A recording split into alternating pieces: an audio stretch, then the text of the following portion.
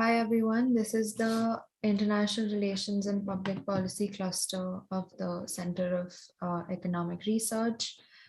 Today's roundtable conference is going to be on the Kazakhstan crisis, which is unfolded recently on the 5th of January. Over here we have our panelists Hemang, Rakshan, Aditi, and this will be moderated by me, Tanvi, and Nachiket. Just to start you guys off, what essentially would you make out of the Kazakh crisis? And what, according to you, would be the most striking element that stood out to you in the news?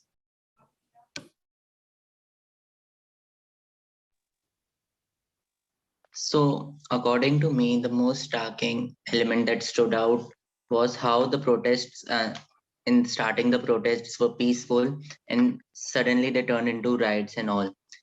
Everyone have different opinions for it.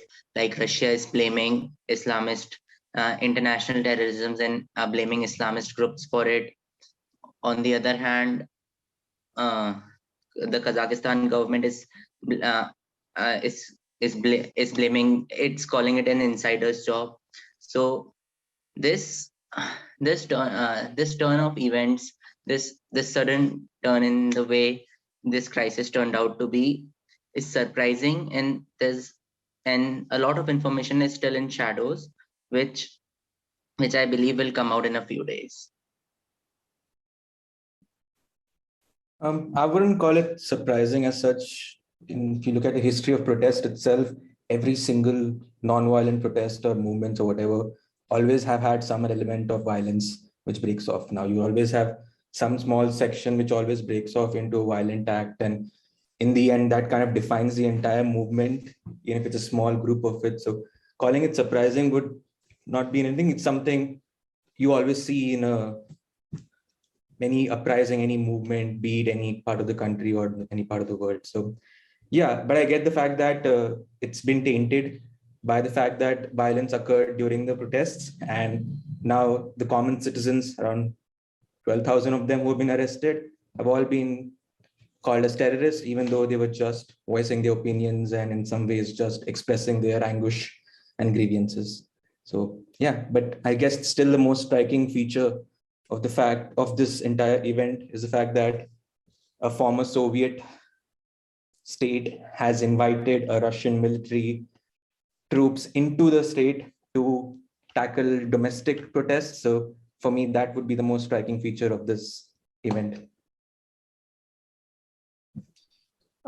Yeah, so I think these protests are just like any other protest which happens in a country which is characterized by severe inequality. And the most striking feature or the most striking element that stood out for me was the statistic which dealt with, which stated that 160 people in Kazakhstan actually control more than 50% of the wealth of the country. And the number 160 stood out to me as the most striking. And it just pointed towards the gravity of the inequality situation. Like, obviously, the entire world is known to be, the wealth distribution across the world is very unequal and it's very, very severe. But the gravity of it stood out for me particularly.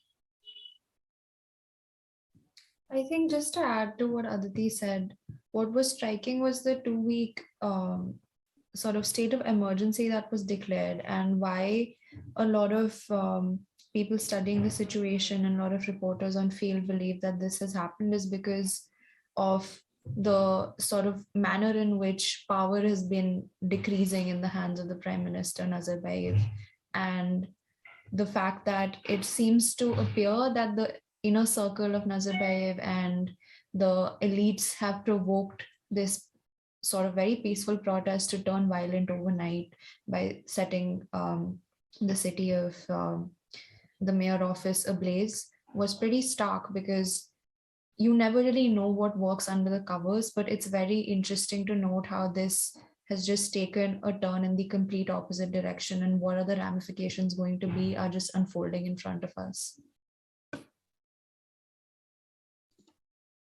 Yeah, I agree with anyone, and to just like add to what everyone said, and I would like to know what all of you think about this. So it the incidents particularly started in the oil hub of Janogen, which is like place where most of the Western companies have also been set up, and it started with fuel price issues, and it suddenly turned into about broader political issues and broader political representation of the citizens. So what do you guys think that is an overlooked factor, or that is just incidental that was bound to happen, or what do you guys make out of this particular turn of events from suddenly very economic nature of protest to a little bit more, and towards the end of the protest wholly political semblance that they took? So anyone would like to come in? Yeah, I mean, I wouldn't exactly call it turned into political. I think it started off as a frustration because of the fuel prices cap being removed and the doubling of the prices of fuel. That was more of the last straw in the increasing frustration among the citizens of Kazakhstan. So it was always, if you look at the videos and the nature of the protests, the slogan has always been the same. It says "Old man out." They want the political elites to be removed from power and a new system to come in. They're fed up with the regime that has been set up for the past 3 decades, the system that they have. So I don't think it turned into political in the last 2 weeks. It was always political. It's just that we saw an event where an economic crisis was the last straw to the citizens being like, right, enough is enough. Now we have to get down on the streets and make sure that this doesn't happen and we are fairly represented and our voices are heard. And the wealth of the nation should be equally distributed to all of us. Like I think Aditi mentioned about how only few certain people control the wealth. You have to keep in mind that Kazakhstan is a very big country. It's the size of Western Europe and it's very sparsely populated with 19 million population. So a very wealthy, big country is not able to give equal distribution of its wealth, and where the inequality is such big, it is obviously an economic issue, yes, but it's a frustration on the political hierarchy that causes this. So I don't really see it as an economic issue at this moment, which turned into political, but that continuous frustration that people had, which led to people's like, yeah, enough is enough. We need a new government, we need a new system as such. I think the economic and political are always also interlinked in a very large manner. Considering that, all the revenue is supposed to be generated with oil, and that's what the Western media has also focused on, the fact that, their mining and the factories have been put to a halt because of this internal unrest. But this is a bigger issue than that, because all the revenue essentially remains with the Western companies that are benefiting off the minerals that are in this country. And this is not just something unique to, say, Kazakhstan. A lot of Central Asian republics who are mineral rich are experiencing the same problem because of like scandal after scandal of corruption and these allegations and just overall unhappiness with the way in which the government functions. And I think once it reaches a tipping point, it is inevitably going to lead to a situation such as this. I was going to say something very similar to what Tanvi just said, which is that we cannot fragment, we cannot like put the economic and the political in two different compartments. And to back that up, I was also going to talk about how the layman got involved in the Arab Spring. Like it all started with just like Mohammad Bouazizi protesting, burning himself, right, in response to the police molesting him, or like confiscating his goods. But then the mass will only be involved if there's like a more deeper issue involved. And I think that frustration is only going to be there if people are not happy with the way things are. And like the common man cares about the economical condition, right? And so we cannot really compartmentalize the two. And I still see this as an economic issue. I mean, I see this as both economic and political, and not initially economic, and which has now shifted into the political spectrum.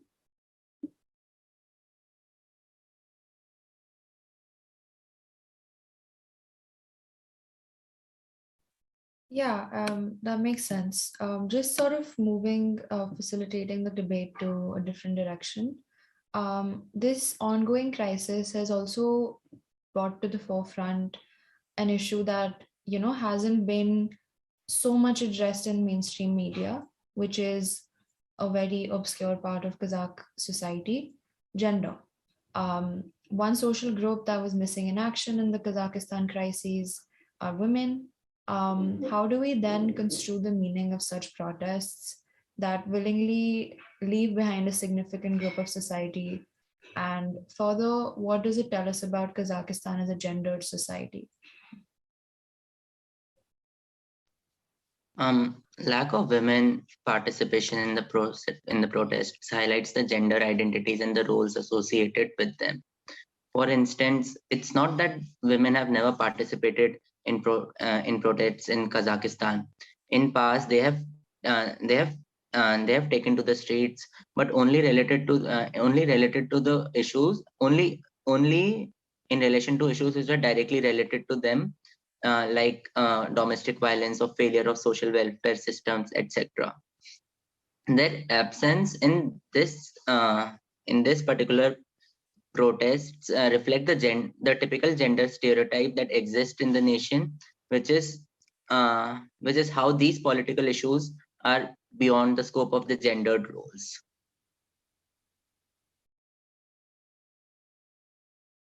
I think there is a huge amount of indifference with Kazakh authorities with respect to just the overall well-being and participation of women in the sort of procedural aspect of their democracy, if I may say so. They had actually applied for a permit for a Women's Day march um, on March 8th this year, and it was denied by authorities. So, considering that not just in Kazakhstan, but in a significant portion of this sort of post-Soviet countries, and not even that, extending it to South Asia and Turkey and such countries as well, domestic violence is a very serious issue, and it becomes very difficult when the authorities are sort of, they appear to be diametrically opposed to just women organizations, and non-governmental organizations would want to support women. And I think this becomes relevant also because, given the sort of current state in Afghanistan with um, the sort of backsliding of women's rights, I think this is something that hasn't been covered and probably should be studied further, and has a lot of scope to look into and like approach the problem from a constructivist lens, so that you can address it. And probably the participation of women could lead to more pressure on the authorities and more pressure on the world community to like take steps to redress the issue that people are facing there. Um, just what you said, Tanvi, I think that is one reason why why the Kazakhstan government is unwilling to allow women from participating in the protests, because just like you said in the starting that uh, this protest didn't immediately caught much attention in the international media because women participation was missing. So it's in the current times, it's pretty evident that when women are participating in protest, it catches media's attention internationally. So to avoid international outburst, I think it's a reason. This is the reason why governments are not allowing women to participate, because they want to avoid the international outbursts, uh, and they want to keep the powers within themselves. They don't want to involve other nations intervening with them. Yeah, and I think domestic violence isn't criminalized in Kazakhstan, and the Human Rights Watch has repeatedly pushed for them to take steps that work in favor of a large chunk of their demographic, and it's just overlooked, which just again brings to light how far short Kazakhstan is falling on just fulfilling overall well-being, which sort of also puts into perspective the discontent that oil workers and just general citizens are having towards the economic crisis. What Himang said, just sort of building on that, the fact that the oil aspect of it and the large cooperation aspect of it, for example, when Chevron pulled out of drilling oil from Kazakhstan, that was a major piece of news. And the human cost which is taking place is not being covered as much. And I think that brings to light other questions which Nachiket can sort of facilitate us towards. Yeah, I think before that, maybe Aditi and Rakshan can add, then we can steer the conversation to a little bit of a different direction. Yeah, so I was again going to cite a similar example from the Arab Spring. And this was seen in the case of the Egypt revolution, the protests in the Tahrir Square, right? And that is also where the women's participation in the protests were almost negligent, like negligible. And that was also because the women who did participate in the protests were actually sexually assaulted during the protest. So I think that is a similar fear that women in Kazakhstan also must be having, which prevented them from participating in the public sphere. Most of the points have been covered. I'd rather had a question which was, I mean, yes, domestic violence is definitely a reason as to why women's participation is low, but I'm still not able to pinpoint one particular reason. I'm guessing it's various reasons as to why women's participation is low in terms of protest when it comes to instability, economic and political instability in the country. Again, examples of other countries, I'm a little skeptical about it. You have Iranian Revolution, where you've had a major chunk, more than 50% of the population, protesters being women. You have the Serbian Revolution, where women were the forefront of the protest, which actually led to an overthrowing of the corrupt officials. And then you also have Ukraine and Georgia, where the violence was delayed because of the participation of women. So I'm still kind of figure out what exactly is the reason in Kazakhstan that led to the fact that, yeah, we're seeing a very low number of participation with women. Is it a religious reason? Is it because of just the state of women in the country? It's, yeah, like Tanvi said, that is something that needs to be looked into, a very important issue, and something that has to be researched more upon and talked more about in the international media. Yeah, thank you, Rakshan and Aditi. And I think that the point about insecurity was very important, because since many commentators have also written about how there's a general sense of insecurity if women come to protest in the streets. But I also wanted to dive deeper into this question and ask how the Western media has portrayed it, that due to Islamic gender norms, specific focus on Islamicism, they have Islamicized the protest and then brought the gender aspect into it. What do you guys make of it? Because I think more than a stereotypical argument, they're making a very lazy argument instead of analyzing what actually happened, why women are not protesting. So if you guys maybe have something to say about that particular labeling of why women are not participating in those protests. Yeah, I think it is a very simplistic explanation to just give and to justify it and to sort of, do away with something when you actually, as a lot of Western countries are big stakeholders here. And if they wanted to make changes, they could have. But just sort of pinning it down on Islamic gender roles, norms is pretty common. I think recently with Turkey also, when there was this entire social media movement which was going around for domestic violence awareness. Not necessarily that I'd say Erdogan was backing it up, right? It was just awareness. So I feel like in a sea where Afghan women are sort of being put at the forefront, I mean, by media outlets, not by everyone, right? I think it's just very easy for such smaller, supposedly smaller, appearingly smaller issues to just get buried without getting the addresses that they deserve.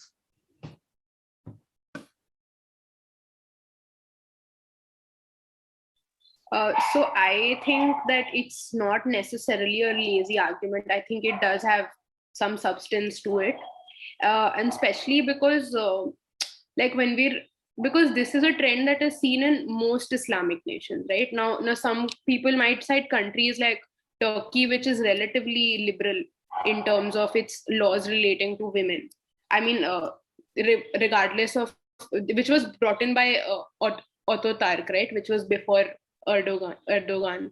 But if we see countries like Egypt or like countries in Africa, where I think gender where there is women are still very very much suppressed, even and they're mostly Islamic nations, and religious laws are incorporated in their laws. So I think that does have some substance to it. It's not necessarily a lazy argument, and I think like it's not right to cite countries like, let's say, Qatar, for example, or UAE, which are, in spite of being Islamic, have very liberal laws relating to women. And these form only the minority of the Islamic nations. But if we're looking at Islamic nations across the world, majority of them still come in the they still rank the lowest in terms of gender parity index, for example. So I definitely do think that it has some substance to it.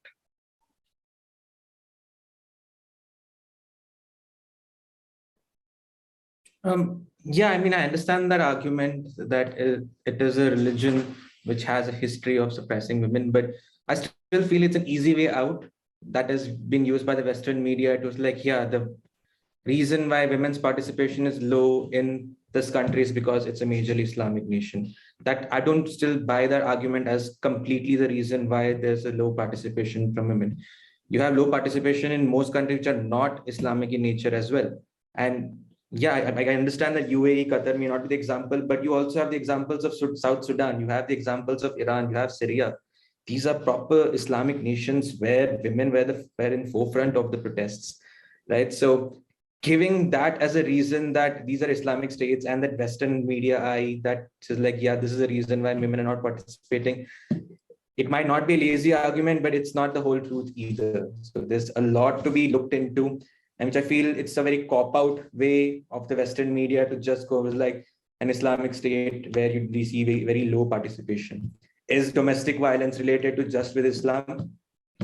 That's the question we need to be asking. If that's not the case, then yeah, that's not related to Islam in Kazakhstan as well. Then we mentioned that domestic violence was a major reason as to why women's participation was so low in terms of protests in Kazakhstan. Is that particular to just one religion? It's a cop-out method is what I feel in terms of most countries. But yeah, again, it's not been researched much. It's not been talked about much. I just feel like if we do start that conversation, then it would probably lead to more.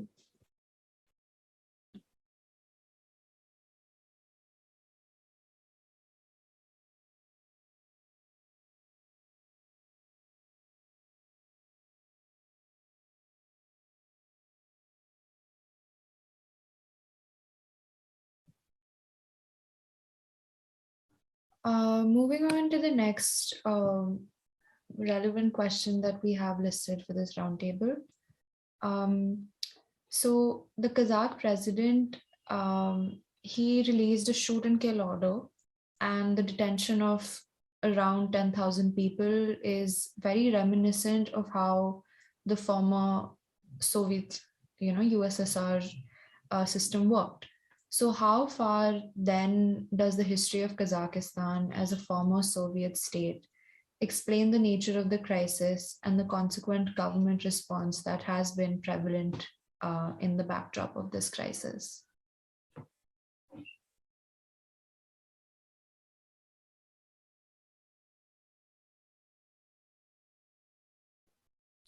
Right. So, like I said, the most striking feature for me was the fact that how quickly the Kazakhstan president called upon the help of the Russian organization that they're part of. It's an unprecedented move, I would say, actually. I would not go back in the history of it, like past Soviet history into it. I'd actually go into more recent history. It's what Russia has learned its lesson from instances of what happened in Georgia, Belarus, and Ukraine. They've seen the color revolution, the people's revolution, which has overthrown pro-Russia governments in a way that they didn't act fast enough. The fact that they sent in over 2,000 troops quickly within a week, because if you notice, in a week's period, you saw Kazakhstan leading to a revolution, and then Russia sending in militants, so Russia sending in troops, and now you have the revolution almost to an all-time low with over 12,000 people arrested. So it's a recent history of what happened since 2000, 2004, 14 with Ukraine, Belarus, and Georgia, where pro-Russia governments were overthrown by people's revolution, is the lesson that Russia has learned, like, right, we need to act fast. We need to make sure this doesn't progress into something big, where another pro-Russia, where our stance is actually pretty strong, goes away out of our hands completely there. So I just feel that the recent history of what happened in the region is more important to the fact that the history of Kazakhstan, of them being a Soviet nation, is the reason why we're seeing what's happening right now. I think history plays a role in terms of a very rough blueprint, if I can say that subsequent authorities / governments start to mimic over a period of time. So like Rakshan said, I think the recent regional backdrop would be more relevant to draw parallels to and take lessons from than, say, the Soviet era. But what this reminds me of is just 2 years ago, the Belarusian protests that were taking place under Lukashenko were pretty similar in terms of he came into power with the promise of anti-corruption and establishing a Belarusian identity. But instead of that, he consolidated the power that the president exercised and sort of just expanded state capacity under the president. And this is just 2 years ago, and it's starkly similar in terms of how it panned out. And it was there in the news for a while, and now, no one really talks about what happened, what were the outcomes. It just came in and it went out. And I feel like that's the fate that a lot of post-Soviet countries meet, just because, that region is deemed significant because of the resources it has and not because of, say, we care about the people there, right? I think the violent suppression of the Belarusian protests seems like an almost typical way that governments around the world are dealing with dissent these days, whether it be Thailand, whether it be Myanmar, anywhere. I feel like that's just the course of action that states are taking. And just to draw the dots, I'm not really sure why such a situation is taking place, where you have a kill and shoot order and you're mass detaining so many people. But I think it does tie into like what I said about the blueprint.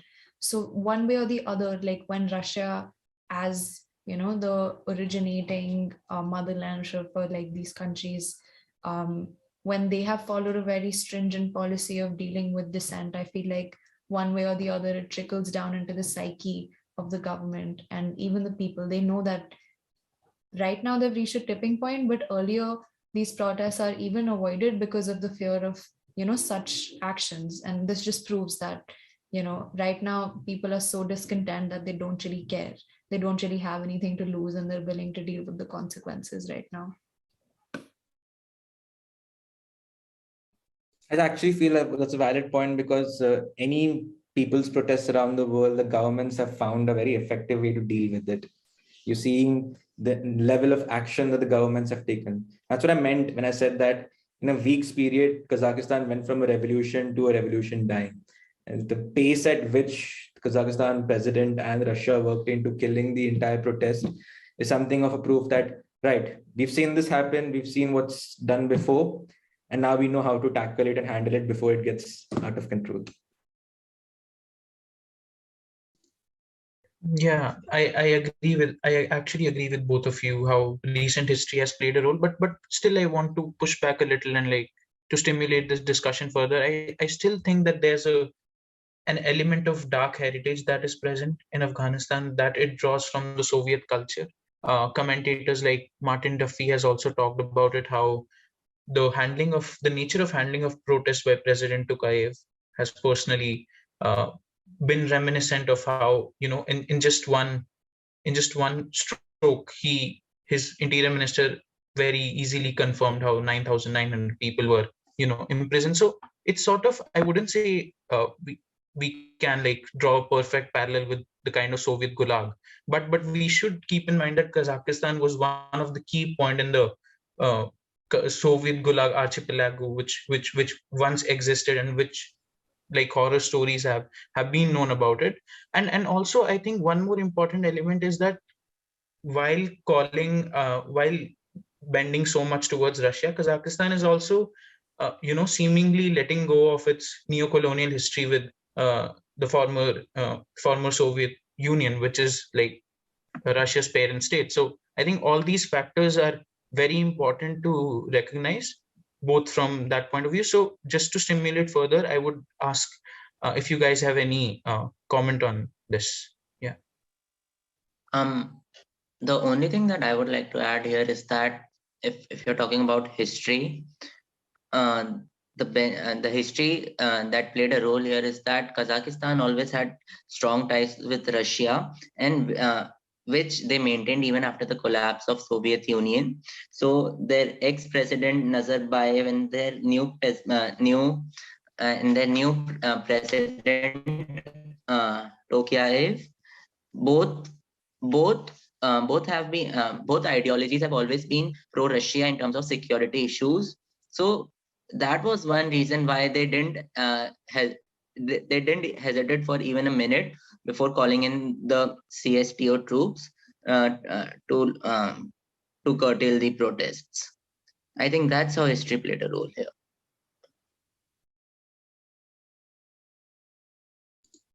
Yes, that actually makes sense, Hemang. And yeah, if anyone has anything else to add, they can go ahead with it.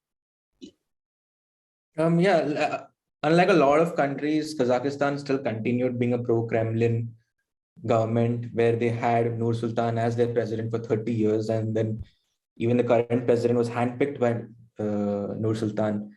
So they've always maintained that pro-Russia stance, pro-Soviet Union stance, and they worked for in that same level. So yeah, history does play a role, and guessing the fact that they were always on that side, but still, like I mentioned, it's more of the recent history for me, as Kazakhstan remains one of the more bigger states that still exist in terms of pro-Russia states, as the other states like Ukraine, Belarus, and Georgia have toppled their pro-Russia governments in a similar manner, which had similar issues of poverty, corruption, inequality, and they had their own revolutions and people's protests. So it's, for me, the way Russia dealt with it and Kazakhstan dealt with it is lessons they've learned from the recent history, being one of the last few pro-Soviet Union countries that exist right now. Yeah, that's it for me. Circling back to the present day, does Russia's intervention in the Kazakhstan crisis mean that it has become important in the Central Asian region once again? How can one discern this sort of influence? As in, is it most likely to stay militaristic, or does it open up more avenues? What are your thoughts on this? So before this protest, CSTO, or Collective Security Treaty Organization, which consists of 6 countries, it was just something which existed on paper. But after this protests, it has finally become operational, and with the efficiency with which it curtailed this protest shows that Russia shows to the Central Asian countries that Russia has the ability to for conflict resolution in the area. So yeah, it does provide Russia with an opportunity to increase its power and say again in the region. And I believe if if Na- uh, if NATO doesn't do anything for its non-NATO former Soviet Union nations, it's a clear pathway for Russia to for gaining more power and say in the region.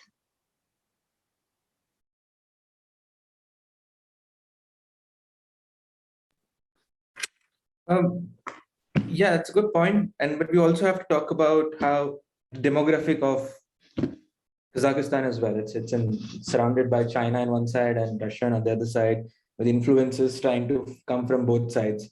And at the end of the day, Kazakhstan is one of the biggest economies in Asia, right? And you have a big country with a huge reserve of oil and natural gases, with a lot of money to be made. And in the current scenario, Kazakhstan still exists to be a very important country in the region.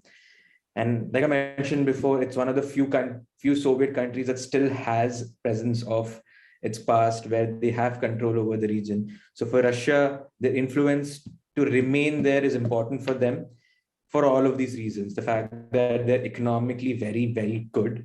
It's just that inequality has reached such a level that that level of economic wealth that the country has collected has not been distributed for its common people.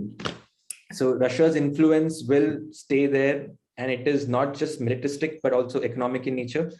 And the gas reserves is something that I've been reading, the fact that Europe might cut off its supplies with Russia, so they do need, in some ways, a Kazakhstan country to also control the gas, so that in case you have Europe cutting off its gas supplies with Russia, then they will look into other countries like Kazakhstan. And Kazakhstan's influence with Russia's influence in Kazakhstan would also mean that they would refuse to supply their gas to Europe. So it kind of creates a power dynamic in the region where Europe is centered between these two regions, both with influences of Russia. So it's not just militaristic in nature, but very, very economic. And again, the fact that they're one of the biggest economies in Asia speaks for itself with such huge countries in the region. I completely agree with Rakshan's point here. And adding on to that, if Europe cuts off its supply, then even other Central Asian nations which may oppose Russian regimes, they would be left with no support to sustain themselves on their own. So in that case, they would have no other option than to rely on Russia for their domestic economy and for sustainability. So I mean, I said this before, but I think this particular situation has created a unique opportunity for Russia, and if they're smart enough to grab it, they can once again increase their influence in the region.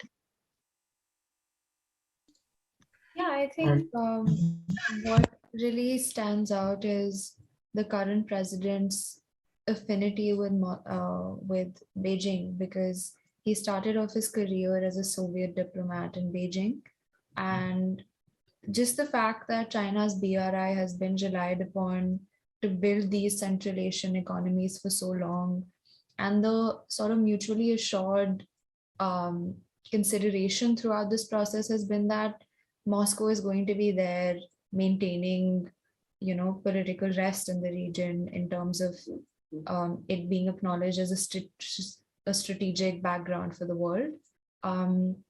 I do think that Russia is a power that likes to, flex its muscular capacities, but I do feel that this may be a new era ushering in, maybe not immediately, but I feel like, how there's a domino effect when one country in the region sort of experiences a similar, like the Arab Spring, like Aditi brought up in the very start, and rightly so. I think there are certain changes that will have to take place because, like I said, the tipping point has been reached and people just have nothing to lose despite mass detentions and just draconian measures to suppress their voice. I think this is something very fitting to the current trends, and to see it unfold before us is basically history writing itself. Just to add like a sub question to this main question of what we were discussing about Russia's influence again. So it's also interesting to understand that Central Asia has always been a sort of a strategic backyard where both Russia and China have been present. So in that regard, do you think that Russia can trump China's power in Central Asian region, and keeping in mind that China already has a very controversial image in these Central Asian states, though China actually lacks the kind of tools that Russia might possess, such as airborne troops or like who are also familiar with Kazakhstan culture on a much more uh, nuanced and introspective level as compared to China. So do you guys feel that Russia will be able to trump China's power, or Beijing is in a sort of anxiety right now due to Russia's quick actions? Because after Russia has dispatched the troops, like after they dispatched the troops, it was like 2 days after that China sort of came in to offer any help to the Kazakhstan.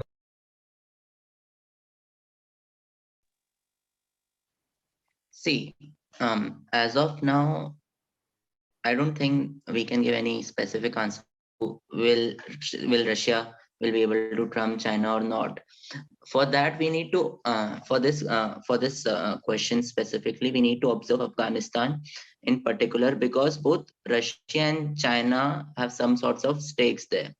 For this attack in Kazakhstan, Russia has been blaming organized terrorism for this, and they have a history of associating Islam with terrorism. And recently, the US retreat from Afghanistan, it had their arguments. I mean, in a way or in a way, their arguments have gained support. On the other hand, in Afghanistan, China has stakes in the terms of lithium productions. Where China would be interested in mining lithium for next gen batteries. So in this case, China's angle in Asia right now would be completely economic, while Russian aspect would be political and power grabbing. And in that particular case, I think how Afghanistan develops in future will determine who's gonna trump the other. I think the Afghanistan example is kind of interesting. You had a Russian influence there at one point, and then you had the American influence to a different stakeholder to make their presence felt. So I think something in that way, that's how maybe China can bring out their presence in the region. So if you have a current Russian influence in Kazakhstan with a pro-government in place, which is the elite, maybe China can come in and offer their support to a different stakeholder trying to uproot the elite from their positions. So it kind of depends on how China plays it. I think that the Afghanistan example was really interesting for me. So like that's how US played it. They're like, fine, Russia has this influence, so we will target a different stakeholder. But again, when like someone else mentioned, their strategic, if they want or not is a different question altogether. They might have different plans whatsoever. Maybe they're not that interested in the Central Asian regions as much as, let's say, the coastal regions down and all the way to Africa. So I just felt like if they want to get into this, then they can do it from a different stakeholder. If Russia has an influence over the elite, then maybe Chinese will be like, fine, let's go with them. Let's see, let's provide them with the funds and money or whatever they need to make sure that in future, if they are successful in uprooting the elites, then they will be loyal to us. They will have our support in that way, and we will have their support, and we can influence our control there. So that's something I felt. Yeah, so I think this was a very wonderful discussion on the crisis. It brought to the fore many questions that are generally not covered by the mainstream media, and how certain notions, certain stereotypical notions also escape, and we need to critically reflect on them. And it's also interesting because it opens up, like as Tanvi also mentioned, it might usher in a new era of how things might look from a geopolitical point of view. So I think we can end this roundtable discussion as of now. I would like to thank all of our panelists. It was and you can find more of our roundtables on Center for New Economic Studies YouTube channel. Thank you so much.